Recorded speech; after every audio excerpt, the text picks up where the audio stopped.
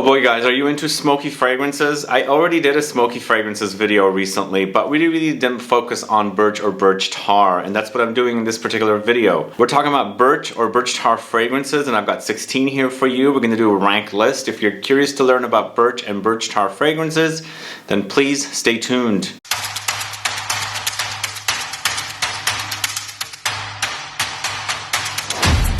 Thanks so much for tuning in. This is Sebastian. Yes, today we're talking about birch tar, typically used to create leathery, smoky smells and fragrances. And I've ranked this list in a way of fragrances featuring birch or birch tar at the very bottom that are the weakest with the smoky, leathery touches. And then at the very top, we've got the strongest birch tar fragrances. But sometimes the birch or birch tar does not make fragrances smell leathery, just really dark and smoky. And definitely the presence or the experience of tarriness in fragrances. But I've grown to enjoy smoky fragrances, and there's some really great ones here. Sometimes they do end up smelling a bit like barbecue as well, which is kind of interesting. Not necessarily the meat on the barbecue, but the actual barbecue itself. The smoke and the coal and the char and everything else, which is kind of interesting with some fragrances. So why don't we go ahead and get started with the first fragrance, going to the House of Royal Crown. It's a fragrance called NIZAM, this one right here. So this is the bottom because to me, it's not much birch tar smokiness or presence in here. There's definitely a woodiness in the dry down. Typically the birch or birch tar would be in the base notes, sometimes in the heart notes. But in this particular fragrance, I don't get that experience. It's just a kind of a very fresh, watery, pretty mass-leaning, freshy. I think it'll be a great fragrance for the summertime. It's aquatic with watery notes. It also has citruses in there. There's Cypress, Mandarin, and then ambergris. So NIZAM is the first one. I think the first one probably is going to be the one not necessarily really birch tarry or smoky or leathery, but we do have another one here coming up right now at number 15. It's Tom of Finland, and even though it's a leather fragrance, they do mention the birch in here. I don't get that smokiness. I do get the leatheriness for sure, because this is, after all, a suede leather fragrance. And it definitely has a bit of gourmand touches for me. It acts a bit gourmandish. So I enjoy that quality about this particular fragrance. But if we had that kind of smokiness, the tar and then the charred smell, it would probably have ended up at the top of the list. But for now, Tom of Finland is at number 15. If you haven't tried this one, check it out. Go catch my full review of that one. Moving on to a small house called A-CHROMIQ. This is ODR 213 Opaque. Here we're starting to get some smokiness finally.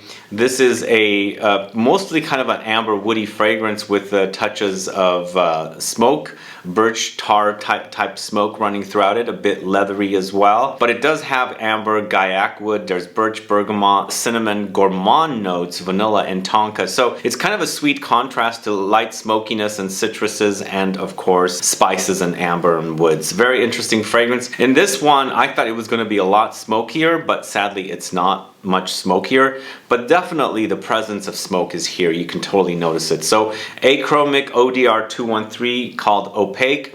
If you don't know that brand, go check out my full review of 3 of their fragrances. I think they only have 3 fragrances. Alright, moving on to the House of HISTOIRES Parfums. This is 1740 Marquis de Sade, this one right here. Are you guys familiar with this one? This one, to me, I feel like there's the addition of birch to create the kind of leatheriness and smokiness in here. But for me, once again, you do have that presence in here. You definitely have the leather, you definitely have some smokiness. But there's a lot of brightness in this particular fragrance and earthiness and spices that kind of don't expose the smokiness of the birch as much as I wanted to.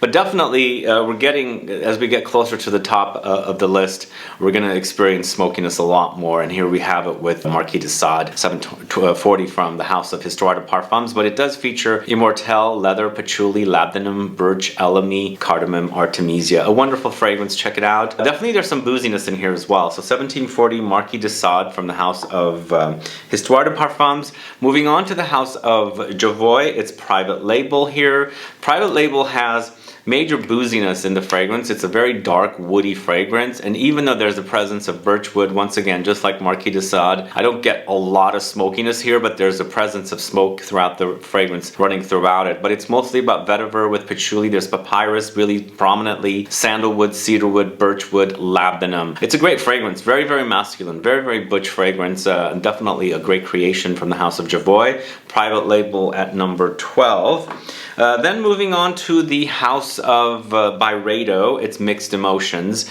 And for me, this particular fragrance, it's a bit off-putting to some people. At least for me, it was very off-putting at first. I've kind of gotten used to it, and I really, really enjoy this particular fragrance. There's a fruitiness there, there's the tea qualities in here, which the tea as in the drink you drink. So there definitely has a bit of a cozy, calming effect when you wear this particular fragrance. But there is that birchwood in here that adds the smokiness, kind of creating a smokiness with the tea, like smoked tea. Because tea, as after it's like created and I guess, I don't know the process of tea, I'm drawing a blank, but there's definitely a smoky presence with some teas, and you have that here with this particular fragrance. But fruitiness from the blackcurrant, mate, tea, birchwood, papyrus, violet leaves. It's a great fragrance, Mixed Emotions. I know a lot of people might be put off by that one when you first smell it, because it does kind of come off smelling weird, I do have to say. Moving on to number 10, going to the House of Molten Brown, this is Russian Leather. I've ranked this pretty low because I get the smokiness, but it's mostly about leather rather than smoky, kind of very, very birchwoody presence in this particular fragrance. I don't know the eau de parfum version of this. I wonder if it's stronger with the smokiness and the birchwood presence, but here it's not necessarily the big note here, or the star note in this particular fragrance. But Russian Leather is a very popular genre of fragrances. There's so many different fragrances called Russian Leather or Coeur de Russie and things like that. And this is Molten Brown's version. It's leather with birchwood, there's tea, there's tobacco, elemi, pine, juniper, and vetiver. Definitely an easier to wear leather fragrance with its smoky qualities and of course a bit animalic touches. So Russian Leather from the House of Molten Brown. Moving on to the House of Rammstein, this is Cocaine Black Intense. This might be a bit challenging to get, but definitely lots of smoke in this one. It features loads of birch tar with resins. There's Cuban tobacco, smoked tea, there's myrrh, olibanum, styrax, prunol, saffron. If you don't know what prunol is, it's a prune or plum note in this particular fragrance. This is definitely very leathery, very, very smoky, and then of course there's the presence of like a barbecue-like effect in this, but very resinous and dark. A bit rubbery as well. Kind of the texture of this bottle is how you actually experience the fragrance when you're wearing it. So this is Rammstein Cocaine Black Intense at number 9. And then moving on to the House of Musk Milano, this is Russian tea from Musk Milano. This is created by Julien Rascanet. It features black tea, leather accord, mint, birchwood, incense, raspberry, everlasting flower, which is the Immortelle flower. So when you first wear this one, it's really a bit off-putting, very, very dark and smoky, very leathery, and also very rubbery, kind of rubber leather. I visualize the cap with this one. It's kind of very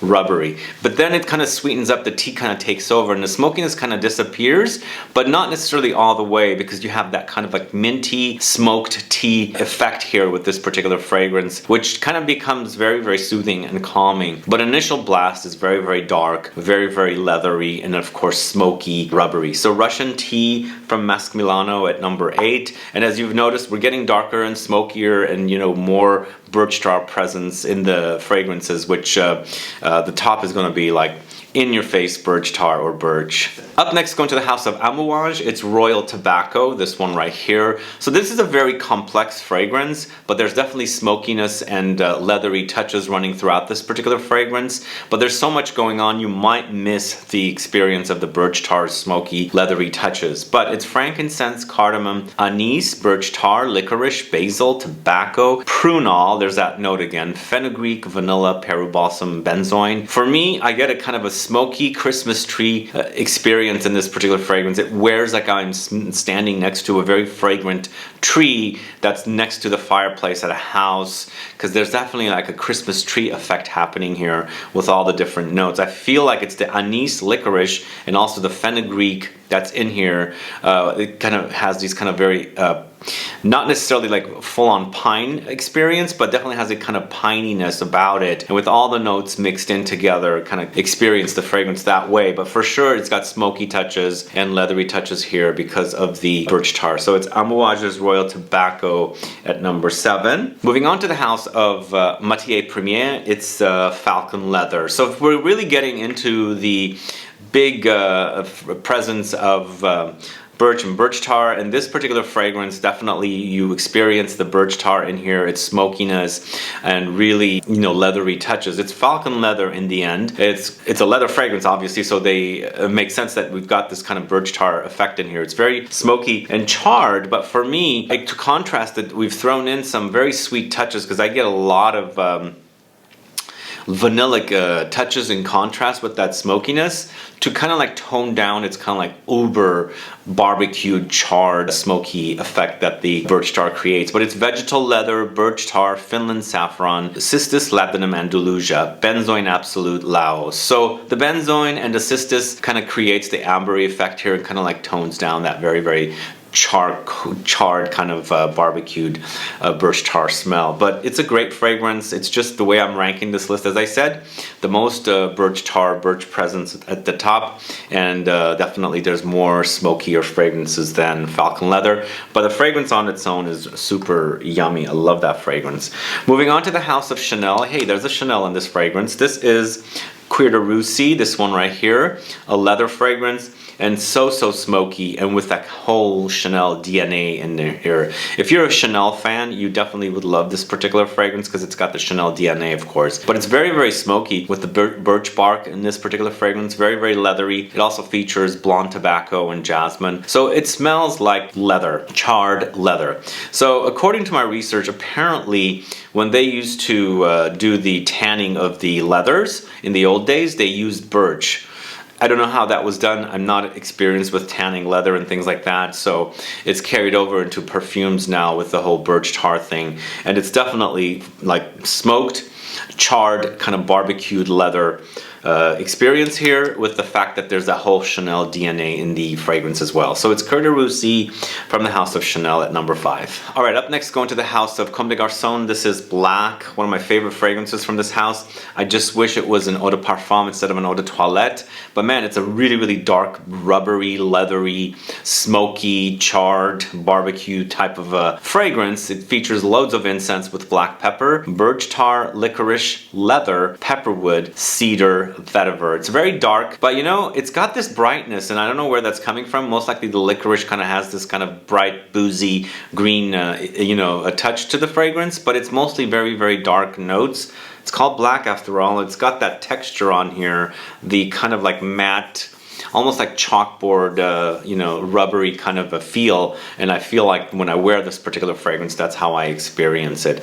You know, it's very dark notes, but there's definitely some brightness in here, which I don't know if they're crediting or not, but most likely the licorice in here creates that kind of brightness. There's a little bit of a pencil shavings effect in this particular fragrance as well. So it's Comme des Garçons Black at number 4. Moving on to the house of A-CHROMIQ, it's Ink, this one right here.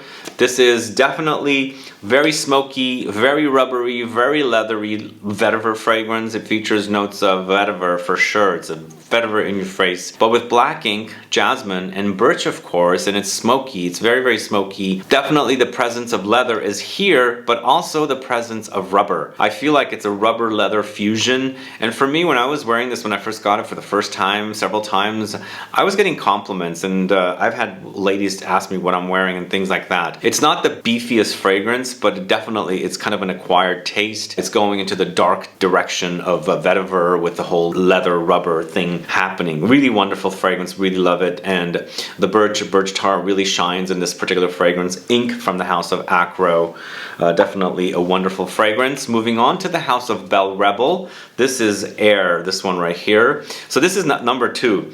I put this one here because it's such a great fragrance, and it's birch tar to the max with a surrounding of brightness and musk. It's called Air because it features the note of mountain air. And imagine if you're, you know, taking a hike in the mountains, you have the mountain air, and you're kind of getting close to some kind of a cabin or a house, and they've got the fire going. So there's this like barbecued, charred, smoky fireplace thing that comes through with this one.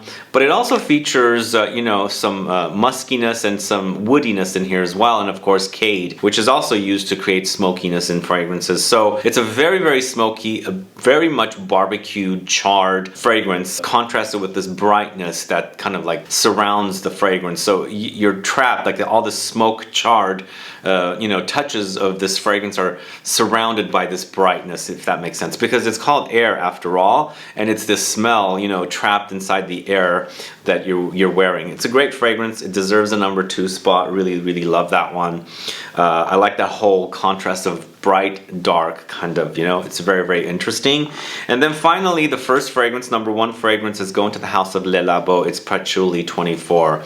So there's not much patchouli in this one, but there's loads of birch with styrax, vanilla, and there's patchouli, of course. For me, this is a birch tar, and vanilla fragrance, because those two are really fighting with one another. So vanilla is sweet, birch tar is kind of dark, smoky, barbecue charred, things like that, right? So they're almost like equally there, so they kind of tone down one another to create this beautiful contrast, a really beautiful fragrance to wear. Really love it. Styrax adds the ambery touches here, and of course the patchouli, the woody earthiness that I really enjoy. Really great fragrance. It's very underrated. It smells fantastic, especially if you like the idea of birch tar. Very, very smoky fragrances, things like that. It's very woody though. Don't forget that part. It's got lots of woods in here, and of course with the vanilla and the birch. Anyway, Patchouli 24 deserves the number 1 spot. Have you tried that fragrance? Have you tried the fragrances in this video? Are you a fan of birch and birch tar in fragrances? You know, I'm leaving off Aventus. Everybody knows there's the whole batch variations with that particular fragrance. There's more birch in some fragrances, less smokier, less smoky. Everybody knows about that. This is not about Aventus because it's not necessarily about birch to begin with, because these fragrances here are definitely all about birch and birch tar. But if I'm missing a fragrance, do let me know. Put a comment down so I can find out what it is. I'll check into it. But either way, guys, thanks so much for watching today's video. If you have any questions or comments, please let me know. Put a comment down below so I can find out. Either way, please like this video, please share it, follow me on Instagram and Facebook, and I'll be back with more videos very soon. Have a good one. Goodbye.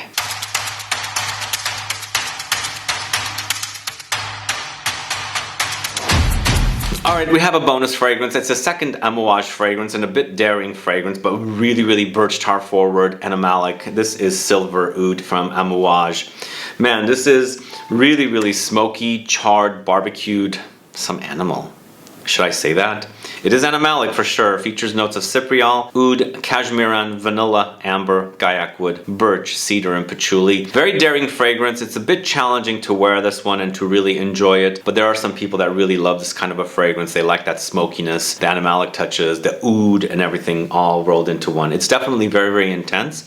A little goes a long way, and this is the bonus fragrance. It's Silver Oud from the house of Amouage. Thank you so much for watching today. Have a good one. Bye-bye.